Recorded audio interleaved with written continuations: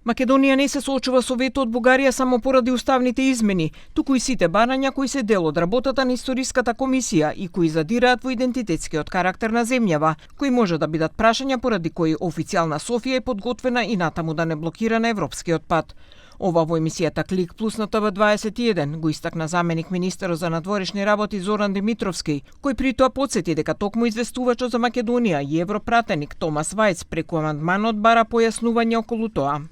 Повеќе европски официјални личности, меѓу кои господинот Кошта, министерот за надворешни работи на Белгија, еве ако сакате и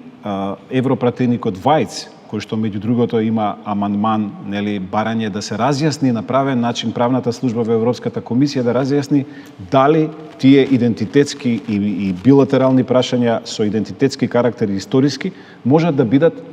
предмет на вето на Софија, а Софија тоа постојано го потврдува. Сепак Димитровски истакнува дека македонската влада е насочена кон воспоставување стабилен и директен диалог со Бугарија. Во тој контекст останува прашањето и како тоа ќе се одвива со новата бугарска влада, каде иден премиер треба да биде Румен Радев, кој всушност и беше креаторот на бугарското вето кон Македонија. Тој својата риторика постојано ја